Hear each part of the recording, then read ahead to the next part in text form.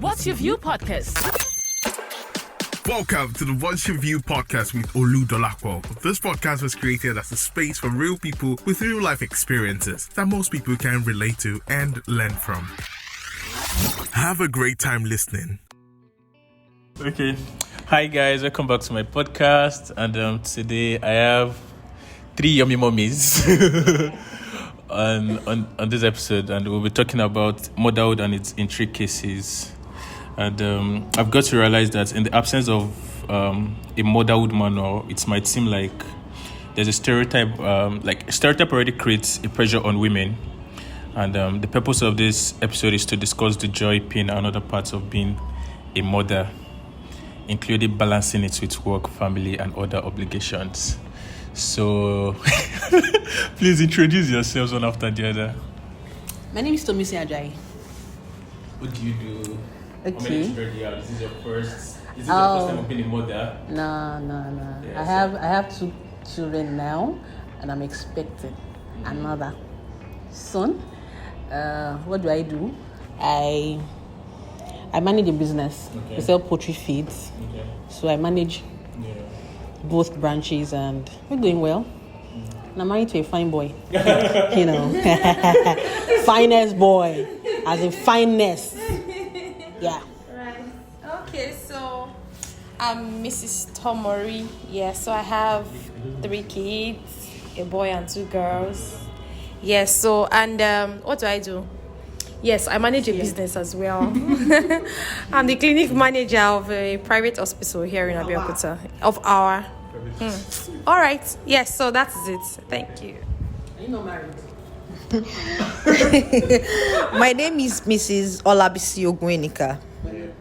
I'm married with 3 kids, 3 boys for that matter. So you should know how serious the motherhood journey has been.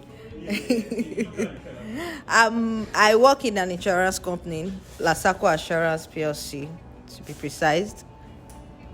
And I think that's it with me. I'm married. I said that before. I'm married with 3 boys. 4 boys altogether. 4 boys with my husband. All right. So I would be asking them their motherhood journey experiences and how they were able to cope, or how they are coping at the moment. Can you describe your motherhood journey?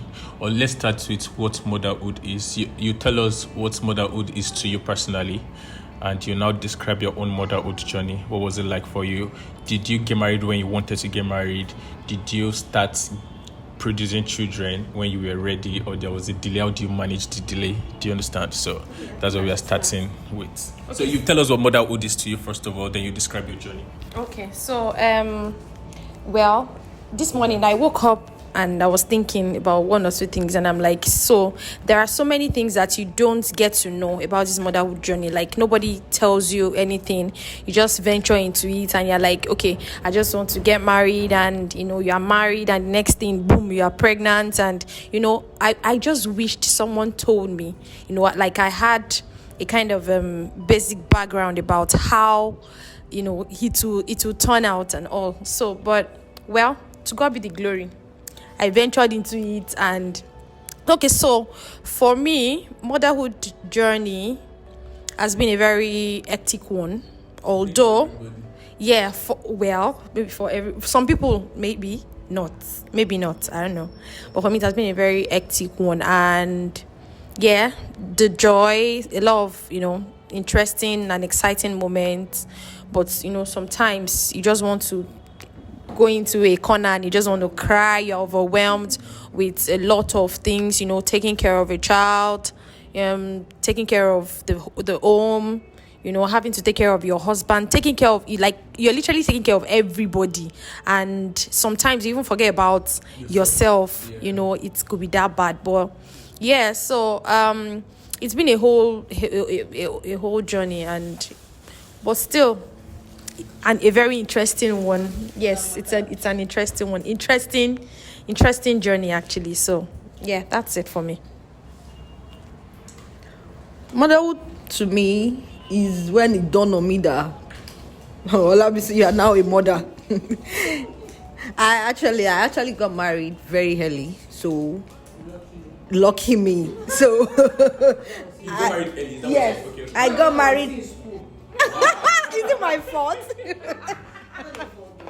I got married very early, so I was able to start Very having early, my 25, kids. 24.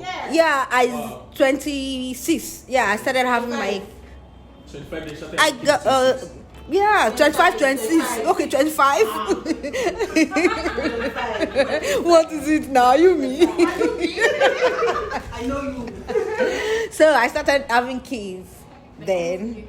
Yeah, I started making kids. Were you ready or it just happened? No, I was ready. I was ready because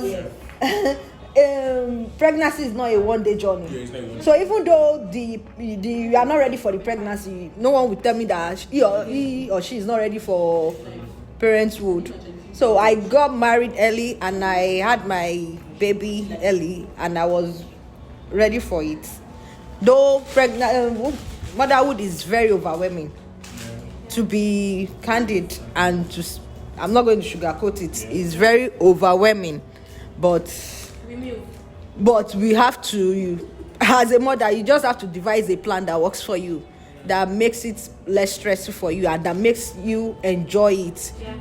That's when, because most times, despite all the stress you've been through in a day, in the night when you see your kids sleeping, there is this joy. I don't know if you when you see them lying down asleep, there is this happiness, like there is this fulfillment that you get, like you won't even lay by. You won't even remember all the event of the day, all everything you went through and so on. So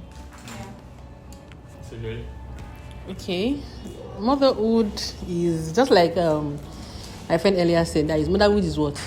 It's the art of being a mother. Okay, the state of being a mom. Well, I wouldn't say I got married early, though. Like you said, now when I was 25, I was in school. So yeah. I understand. Oh God, this woman. I'm not. Okay, so I got married. It wasn't like, even if they told me this was how motherhood was going to be like, everybody's journey has different stages, and I can't compare hers with mine.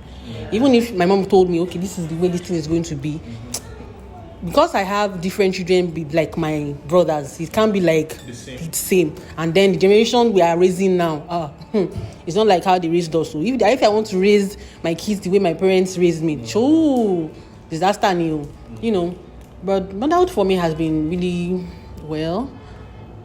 It's been interesting. It's been a lot of work. Let me just put it that way, a lot of work. Multitasking, yeah, that's me. That's any mom. That's any mom. You have to multitask, doing a lot of things at the same time. And you have to achieve that result within a specific time, So, but really it's been really nice. It's been cool. And we still have a lot of questions to answer soon. Okay. Most women say that the pregnancy phase is like the longest year or the longest 9 months of their lives. Do you think you experience the same? Do you think, when will I be done with this pregnancy thing? Do you understand? And because it comes with a lot of drama, so I mean that's why most people conclude that it's like the longest 9 months of their life. Is it the same for you as well? Okay, yes. So yes, it can be a very long one, although 9 months cannot be compared to 2-3 years of nursing a child. Then you now start watching them grow and all of that. Yes. So what makes it long is all the drama that comes with it.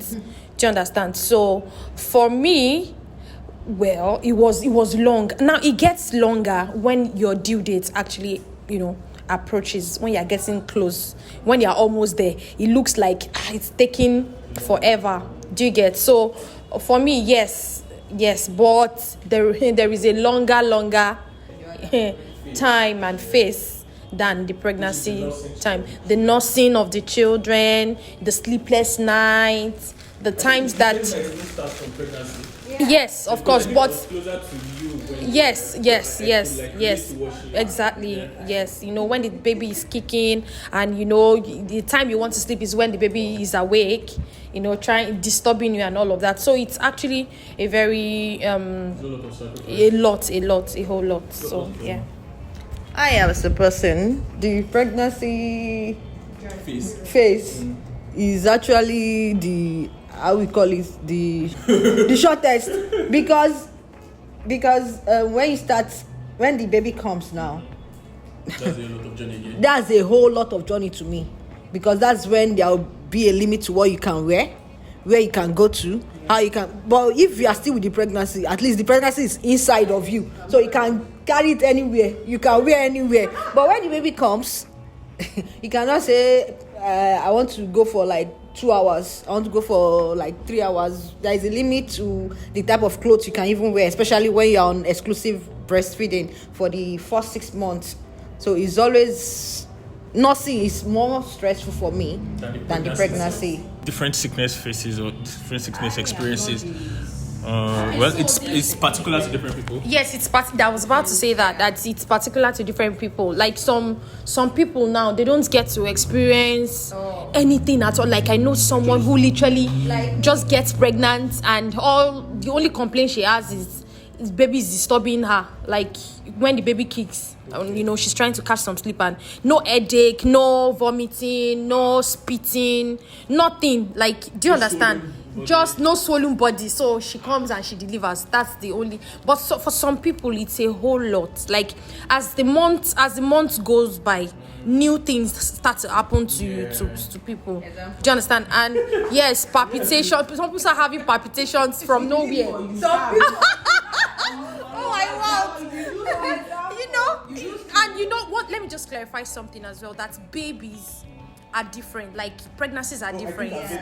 So pregnancies are different. Like the way I had my first is different from the way I had my second and the third. You understand? So the pregnancy is actually different. So and it comes with different nausea, vomiting, different headaches.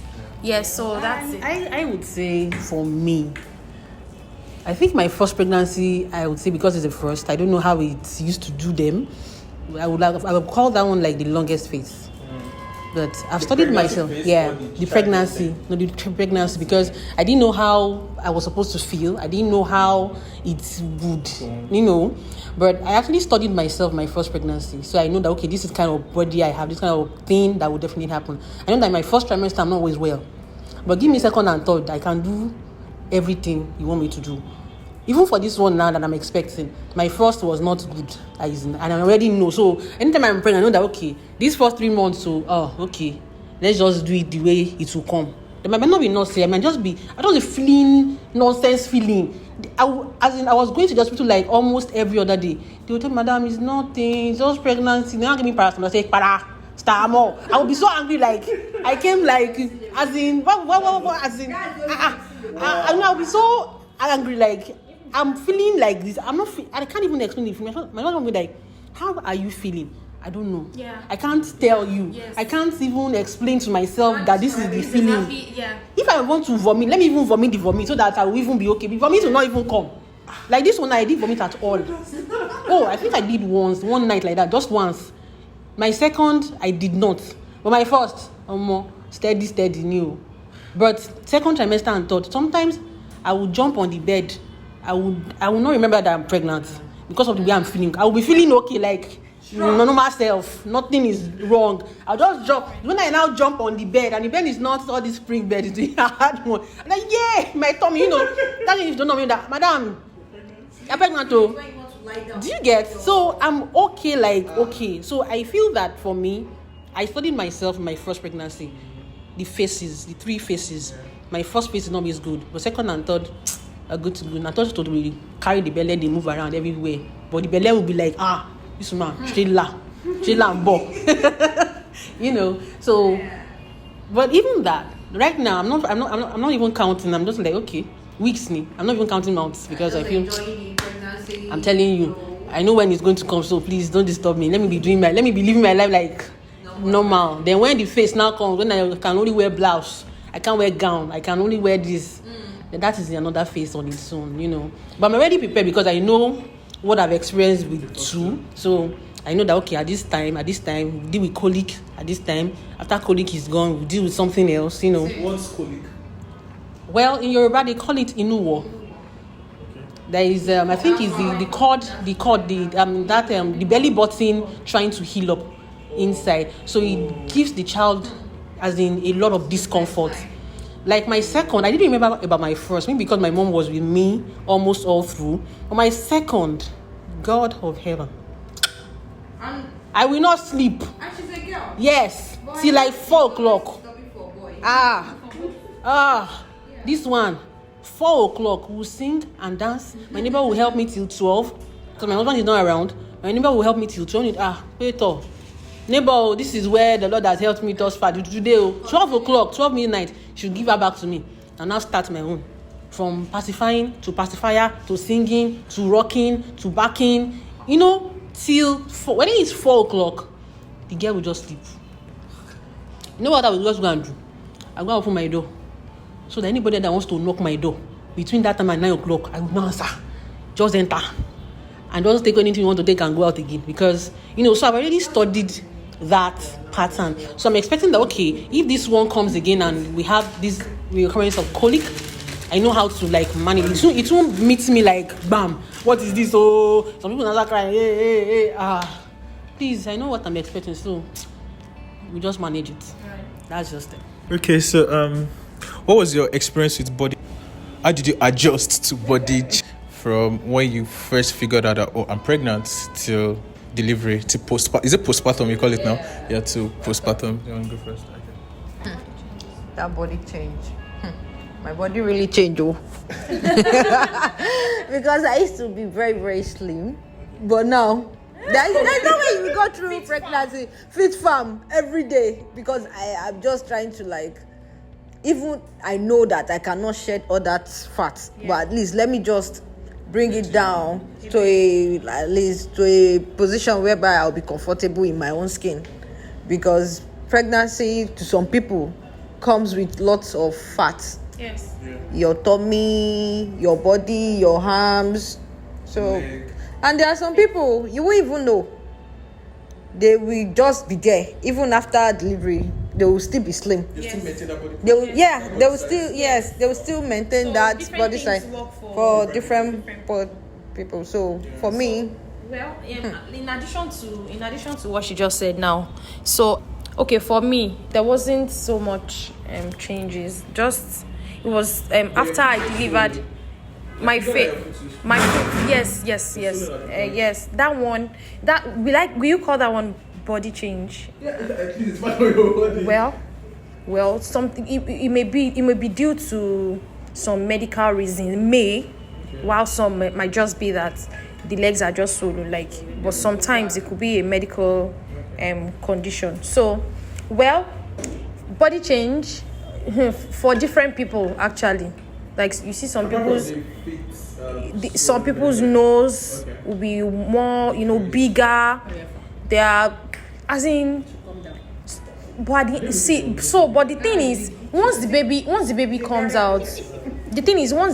out, do you get, your body is almost going back to normal for a lot of women, while some it will take God's grace, it doesn't. Do you understand? Snapping back always the same? No. Especially when you have multiple babies. After your first, you might be lucky to snap back. Do you understand? So, yeah. Do you understand? So, it doesn't work for everybody that way. So. Body change. Pregnancy. It's just, it depends. I used to feel that maybe it's also family related. The way your mom is or your dad, for me, I used to be a size 8 before I got married. Size 8. When I got my first pregnancy, I looked like a trailer because I had a big baby. So I was thinking that I will not be able to come back because of but as in I didn't use anything. I even had a cesarean, so I could not even do all this body bath thing that Yoruba used to do.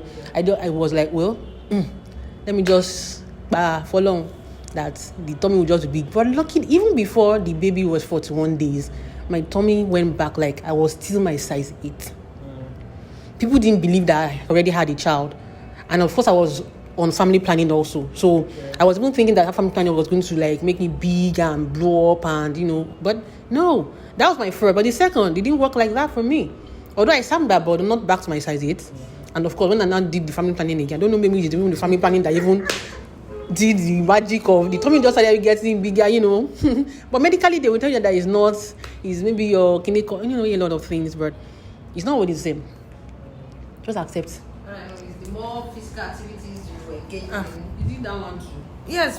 Not the very Doctor told me that the more physical, you know, after delivery, you stay at home for not doing anything. All you have to do is breastfeed your baby, sleep, eat. So there is no way you can lose that weight. But over time, when you start engaging in physical activities like going from here to here, doing other things that involves you using your body, so you start coming back to size.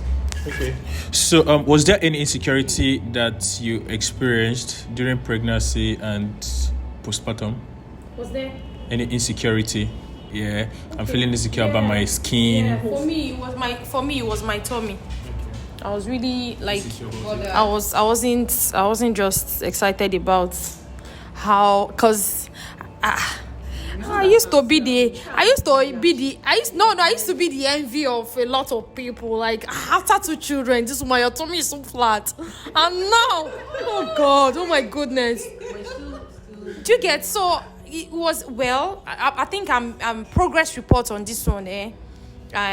Is plus like there, of course. So it used to be really at a point like I had to go and meet Mr. Jai, like, please, what are we going to do to this thing? And you know, when you have a C-section, you will not, you'll not be able to do a lot of things.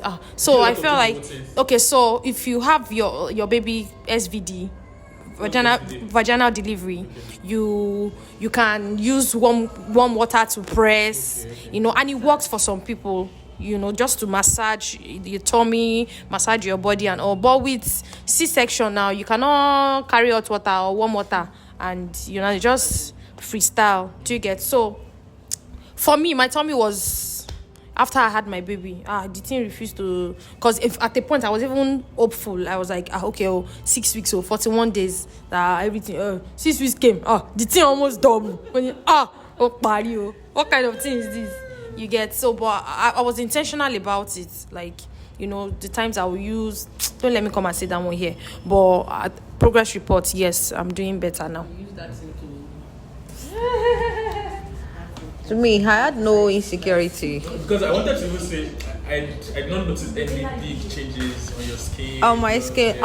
It's not like that though. I had to work. Actually, immediately after the 3 months, I had to resume work. I've always had my baby through cesarean session, so I'm used to it.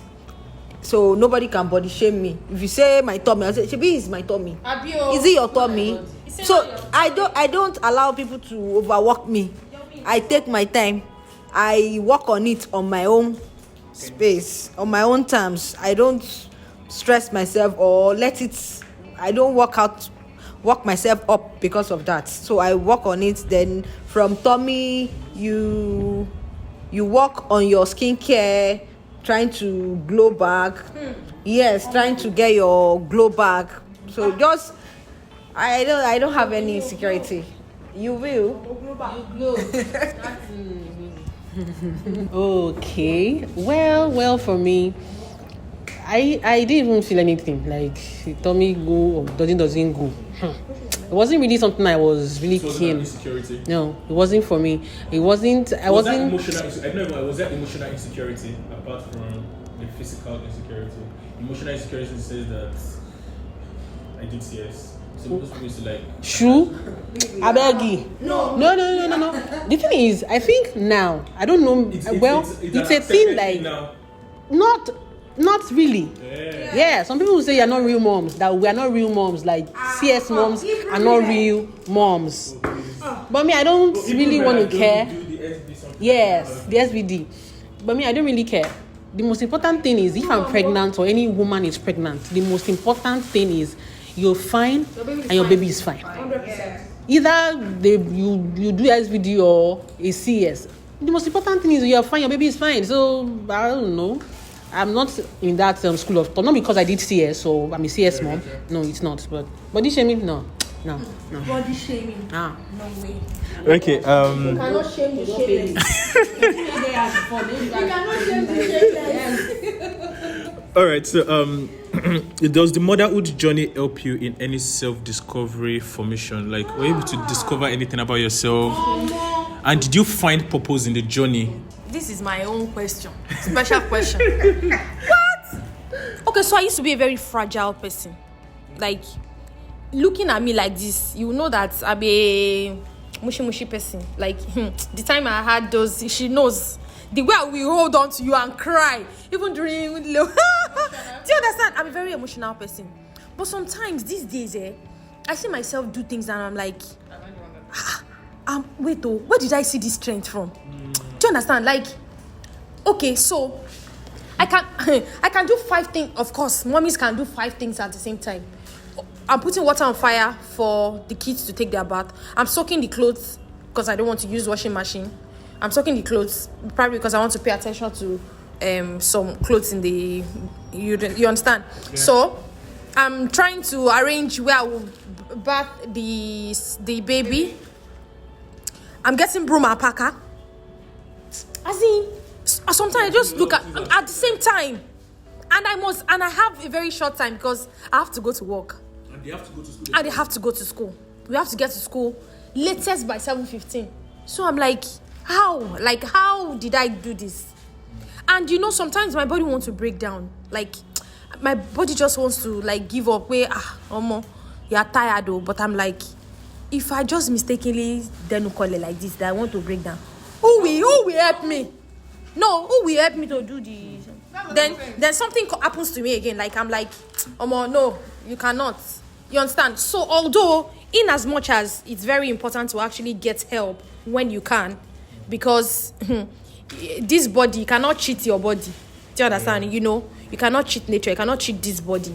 So it's if you can get help, please do. Cause do you understand what I'm trying to say? Yeah. So for me, how I got here, I still cannot explain, but I know this is one thing motherhood can do. How did you handle does the motherhood journey help in any self-discovery promotion, and did you find purpose in that journey? You already mentioned it. Yeah, I found a purpose in it, which I've mentioned earlier on. It makes me. I'm a person that how do I describe it? I don't have all that patience, but motherhood has taught me one thing, if nothing, patience. Because there are times that the kids will frustrate you. The workload at home will frustrate you. So it taught me that I have to take things one step at a time. I don't allow it, though it's overwhelming, but I don't allow it to get to me. I look for help when I need help. I don't assume I can do it all by myself. I don't do that. I cannot do everything by myself. When I need help, I will tell you, I'll get help. And if help is not forthcoming, I will buy the help and do the little that I can help. Because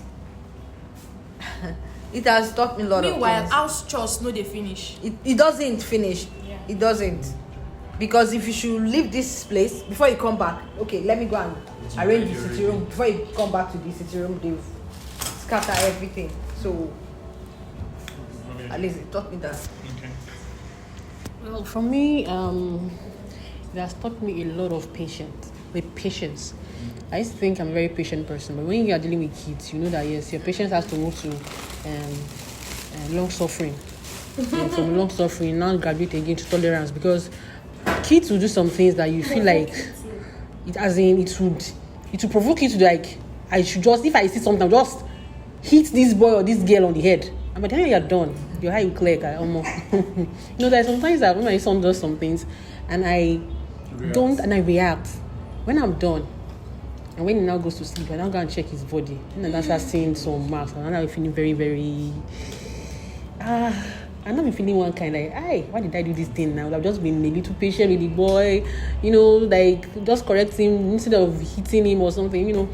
But these things are just, they just annoy you. But it's actually a way There is. There is not. I don't always react like definitely because these kids of nowadays, you can't, like I said earlier, we can't raise them like we were raised. No, they are two different generations. Like two different generations. We can't raise them. So it has really taught me a lot of, Mom, you have to know how to listen.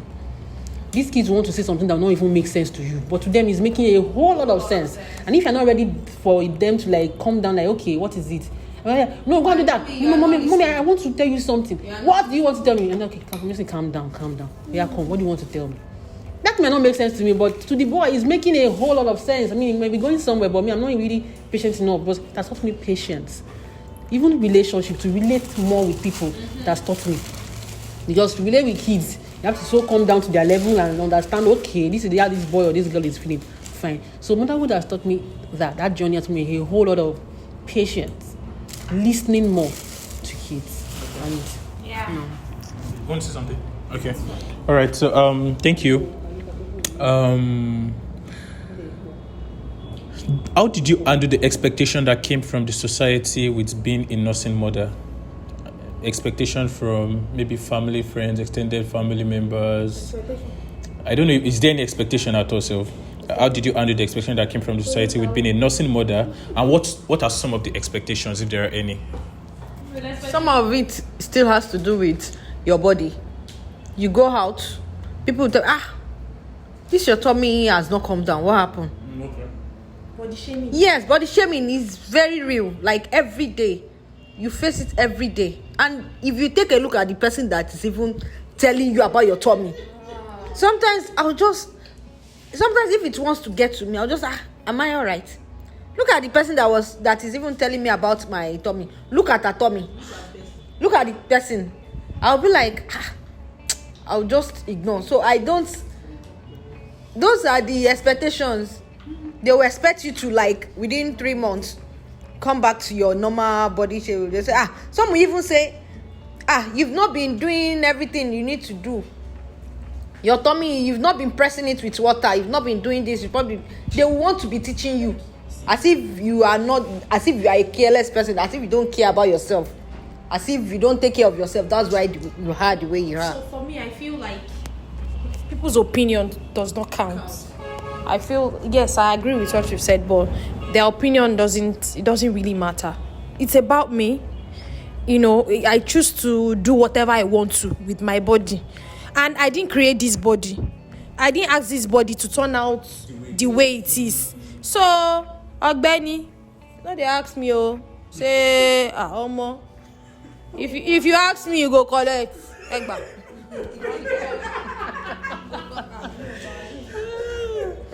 Well, for me, I don't think there has been anything like that. Although I've been a very slim person right from time. And my mom didn't really like the fact that I'm a very slim person. She feels that I'm a lady, so I'm supposed to at least chubby, And I look like my dad, like facially and body-wise, So when I was now growing, she felt that, Tommy, you're sorry now to marry. There was even a time, oh God, mothers, Jesus.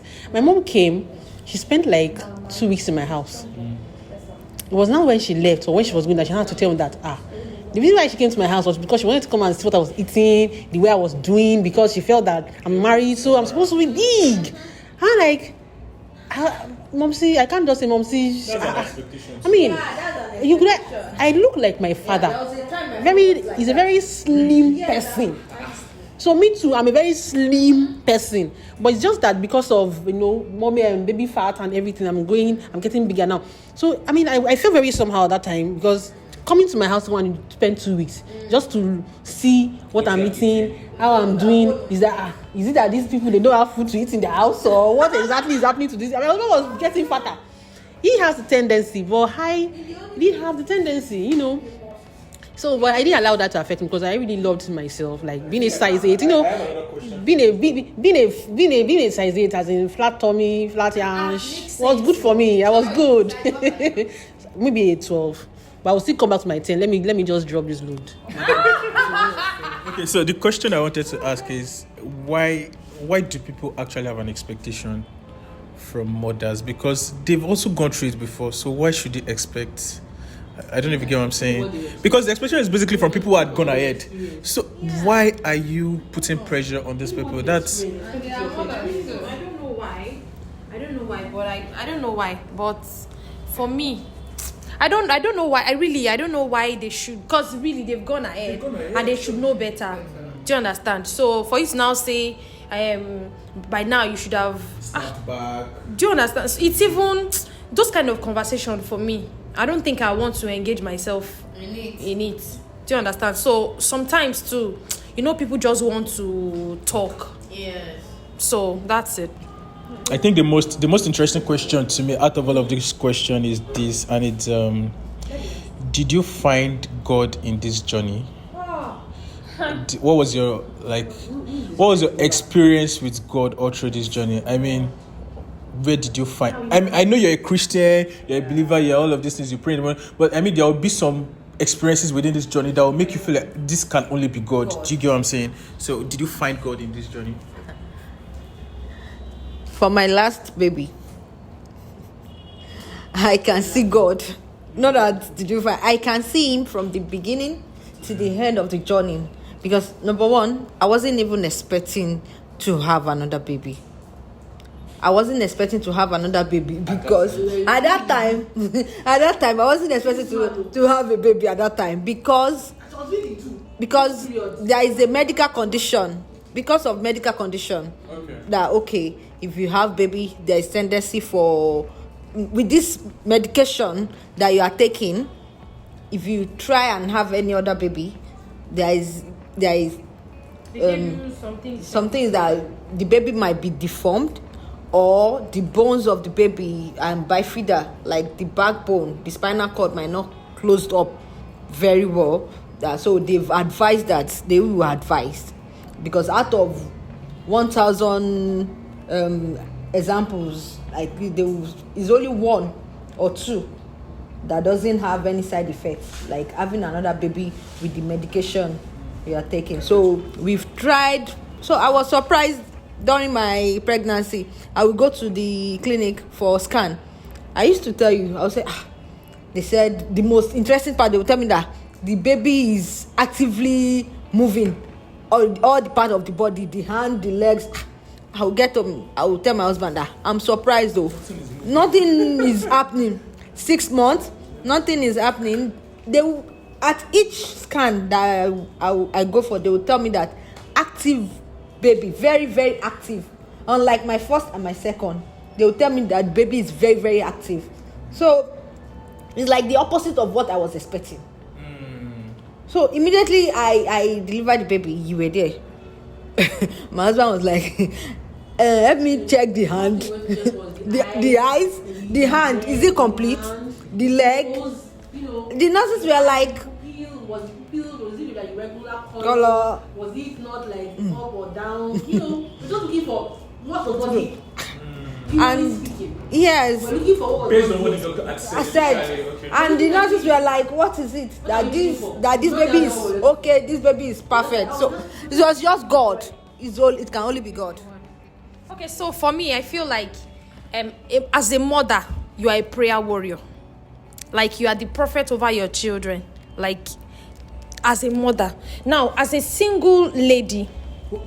Consider single mothers. Yes. Because there are single mothers who yes. do not have their husband present. Yes. As whatever has made you to be a mother, you are standing in the gap for your children. So if you used to pray in Jesus' name I pray, amen, before, now you are going to increase, as in you will consciously increase the fire. Like, do you understand? Because we understand that so many things are happening, the world we live in, the happenings and all of that. You understand? You want to be intentional about praying for your children. So even if you're not the fire brand, the little way you can pray the prayer, you see that when you list out your prayer points, you see that your children will take almost half of your prayer points. Do you understand? So you automatically stand in the gap as a prayer warrior, as a mother. Do you understand? Whether single mother, whether married, as far as you have a child, you are standing in the gap for your child and for yourself. So that automatically makes you, except you just want to be careless with your child and with your future. Do you understand? Well, seeing God through this journey, yes, it has. If it had not been God, the scripture says, if it had not been the Lord who has been on our side, what should Israel say? It's just like, even apart from me being married or being a mom, even my life as a person, it has been God all through. My getting married, when I got married, it was God. Now I tell people that even getting pregnant is God, because a lot of people make love to their husbands. They are okay. Some people marry as virgins, but they are doing the do, but the do is not even producing the do.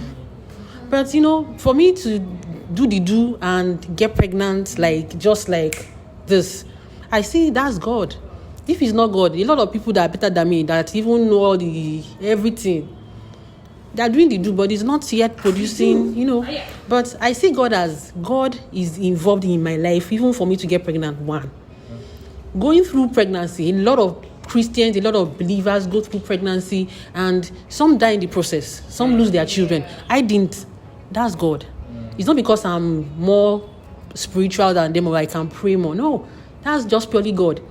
I can remember when I used to share with you my first pregnancy. It was just God.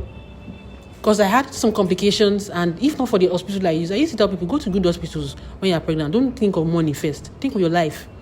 Your life is so important than money. Some people have plenty of money, but they are just, money cannot solve what is exactly wrong with them. So if you're pregnant, go to good hospitals. It doesn't have to be very expensive, but go to good hospitals. Now, if it wasn't that I went to a good hospital, I would have just missed it, and I would have died. So that has been God. The second one, the third, God has, even the strength we have even to multitask, is God. Everything. So I feel like even in your life, apart from being a mom or being a wife, it's just God. It's just God. Okay. Finally, what's your advice to new nursing mothers? What's your advice to new nursing mothers? What would you tell them? So for a new nursing mother, I would just advise that take it one step at a time. You are doing well. Just calm down. Don't be overboard. Don't just carry everything on your head. You are doing very well. If there are complaints or if you need someone to talk to, please look for the right person. Because burden share may not be 100% solved, but somehow it just has a way of relieving. Do you understand? So just take it. It can be really, really overwhelming. Just take it one step at a time, and yes, you'll be fine. My advice to new mom is to first see God in everything you do.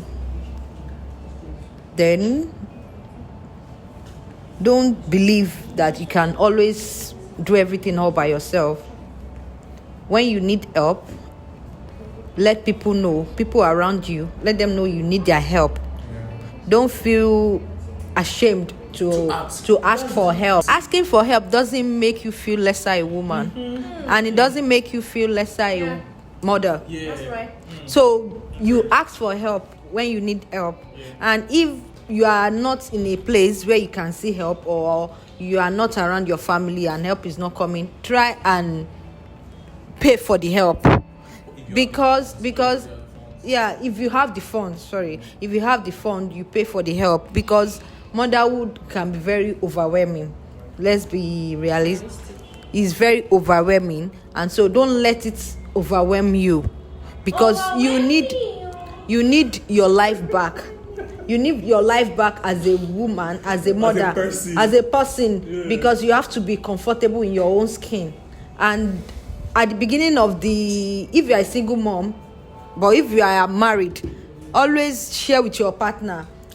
Educate your partner on the need for your partner to help you. Like there is a need for gender equality when it comes to the house chores and home activities. Not that it should be all about you. So share that ideas, though you are coming from two different backgrounds. So try and enlighten him in a very good manners, not as if is your right. Like, just come down to his level, let him see why he needed to help you, so you can snap back, so that you can look good, so you won't be overwhelmed. Because if you are overwhelmed, it will be written all over you, and I'm sure you will not like it, yeah. want that. Okay, this is surgery. Okay. I feel that, number one, your spouse should also be involved. Both of you, Advice to nursing mothers. yeah, Okay. both of you brought this child to world. So it doesn't have to be somebody, just one person's work. Daddies to change diapers. Daddies to bathe for babies. Daddies to feed babies. So it doesn't have to be mommy, you want to kill mommy to come and do everything. No. Mommy also has a whole lot of things to do. And if daddy doesn't want to change diaper, or daddy can also help in house chores. Yeah. I mean, we are friends before we got married, so it's not like somebody. Consider women that their husbands are not present. If their husbands are not around, then see, everybody, we are going through the same thing. It's just that it's just different personalities. We are going through the same thing. So have a circle of people that you move with, maybe in church or maybe at work, or people that are like-minded. You don't have to talk to everybody. I don't have any family here in Abeokuta. I stay in Abeokuta. I want this woman. I don't have any blood-related family here in Abeokuta, but I can get 10 people that if I call them today, Abba. No. Have a community of friends. Don't just be isolated somewhere. No, you can't even live your life like that. You can't. If I want to do something that relates to what I can talk to her about, I will talk to her. She knows. I have people that if I'm going through something right now, I know who to call. Please pray along with me. This thing is doing me. Oh, please, don't cover your mouth. And please let your spouse help you. It's good. When she said daddy too can bathe babies, so that was when I remembered when I had this my third baby, I cannot bathe a baby as in like 5 days old baby.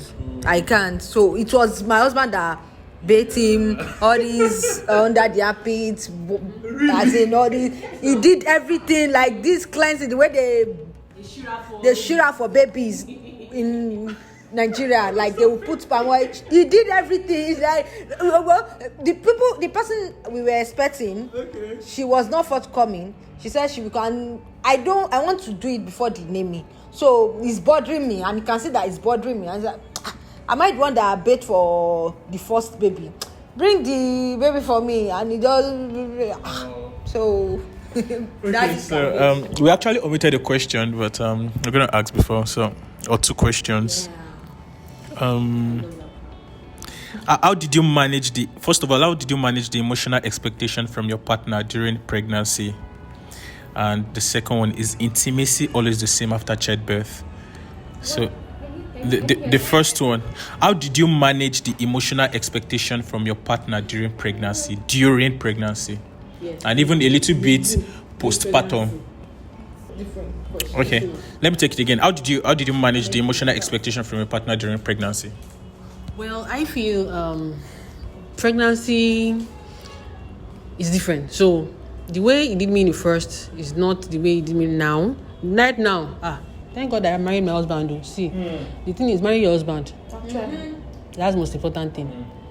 A man that would say, I can't do without making love in 2 weeks. It's a serious matter. Pepe. Because first trimester, sometimes you just feel like just stay away. Just leave me. It's not like you are irritating me, no, but you are just feeling okay. And the guy too will understand. Because it's not like this woman is like this all the time. But I think the way she's feeling right now, she's not feeling well enough to say, okay, let's do the do. And you as a man, you should understand that the do is important. Woo! Glory to God. Hallelujah. Amen. Yeah. I don't want the prophetess on my bed, remember? So you must have an understanding spouse that that okay, during like for me, let me do for me. First trimester is not a good time for me. So even to make love, my husband knows. No, I cannot be feeling this way and be telling me you want to make love. Even you, guy. You cannot see a woman in this state and say the next thing is for you to make love. No. But second and third, till we enter labor ward. my sister. We move. And after we move again, even after delivery, I don't, personally me, because me, they used to say something in Yoruba, Mako. What's the English of Mako? Yes, don't touch.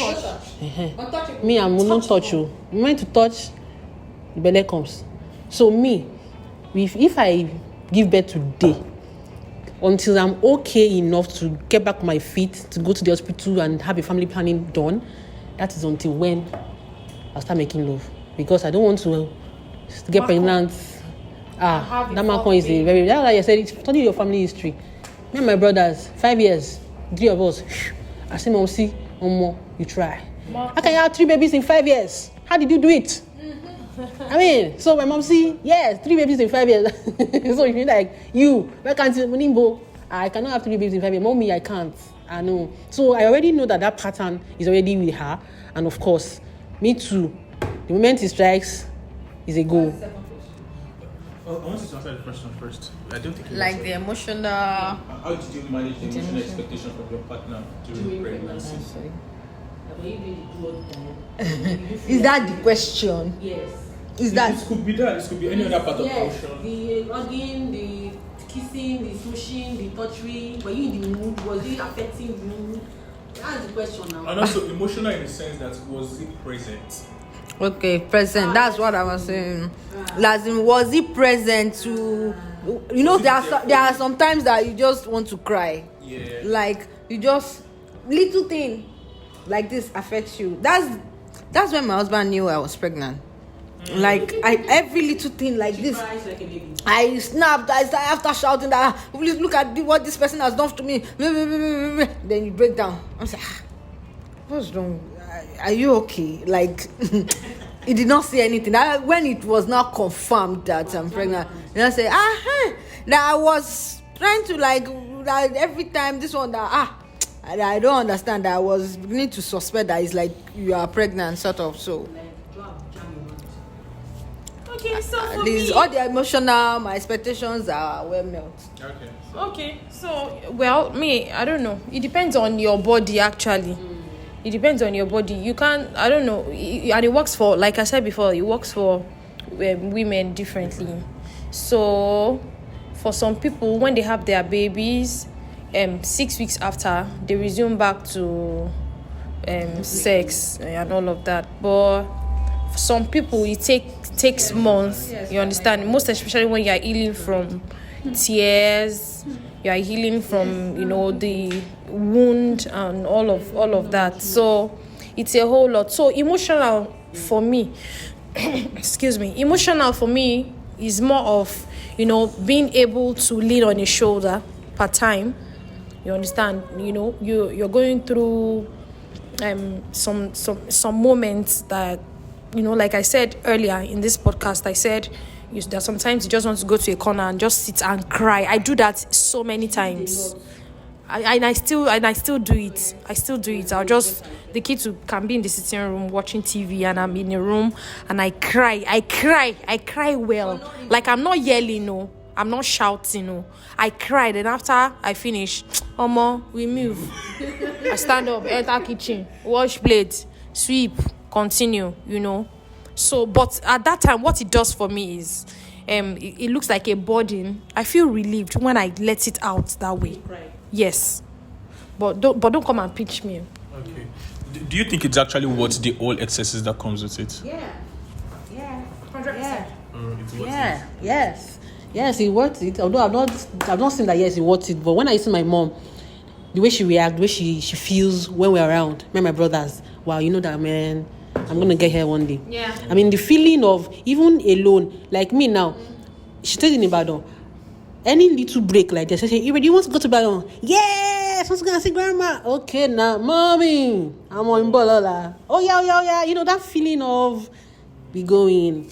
So when the three of us, because we are three, when we now sit together, as when we are in Ibadan together, my friends, this feeling of.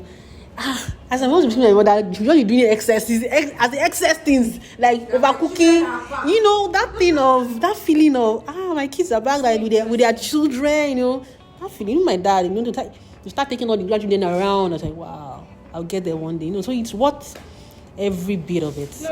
It's worth every bit of it. It's worth every bit of it. Thank you for having us. All right, thank you so much for being on this episode. And if there's, I'm very sure there will be other episodes we'll do together. I think that's parenting is 21st century with Coach Wally and like what? I just want to say to every woman out there, see, we're all together in this thing. Anything you are feeling, we are together in it. I mean, motherhood. You know, we are not talking marriage now, so you know, there are a lot of things, aspects to marriage. I'm not talking about marriage now, but motherhood. We are a lot. We are together in the journey. But just make sure that you train your children well. I mean, like the last question you asked, is it worth it? Yes, it's going to worth it eventually. Just make sure that let the training you are giving them really, really show that yes, it's going to worth it at the end of the day. So if you need help, please get help. If you need to speak up with your spouse, communicate well and you guys do it together. And men too, please don't leave the work of raising children to just women. There are things that a man, there is this aspect a man needs to impute into a child that the mother cannot do. You know, even for single moms, there will be a father figure somewhere, maybe your brother or your uncle or something. It doesn't have to be like maybe the man, you know. So don't let those children suffer because, okay, they don't have a father figure. Don't let the children suffer because they don't have a mother figure. I know we are busy nowadays, but even in my busy schedule, I still make sure that I still have a part in my children's life. My husband took it like he was intentional because he doesn't stay with us in Abeokuta, but you know, he had to sit down one day and like, all this money I'm even running about to make. It's not like money is not good, yes, but we are imputing things into these children's life that is not, money cannot substitute. Maids can't substitute them. The way maid is going to handle my child is not the way I'm going to handle the child because the maid doesn't even know my child, like myself. So let's find this time to, you know, impute good things, godly things into our children. And I pray God will help us in Jesus' name. Mm-hmm. And also, I will add to what she said. I will add to what she has said. Train up when your child is growing up. Train the child up, whether the child is a male or female, so that it will relieve you of some house chores, like a 10 years old boy or girl. At least there is chores for every age. The child is okay. Go and do this. Go and do this. Go and do this. So where does it start from? From 6, 5, self. 5, like you can Go and pick up that clothes. Go and. Yes, lace your shoe, of course. Sometimes when I'm tired, do you know what I do? Sometimes when I'm tired, I'm very, very tired. I will sit down in one place. I am not moving. No. And this room, you people must arrange it. Yes. If you don't arrange it, you are not on that TV. Go go and lay your bed. Go and. I'm not violent, but they cannot come and kill me with work. We are in it together. So I need to train them because I see a lot of men, grown-up men, that they don't have manners. They will pee on a toilet seat. And they will even pee. They will not flush. So it has to do with their background training. So and I don't want to raise a child like that. I don't. Okay, so, well, I really do not have so much to say because they've already spoken. But I would just say that, yes, I would just say that, you know, as a mommy, you're doing well. Yes, I'll just encourage you and tell you that you're doing well. And yes, they've said it and I'll say it again. Seek help when you need it so that you don't break down. Yeah, so that you don't break down. I love you. God bless you. Bye, guys. Thank you for being a part of this episode. See you some other time.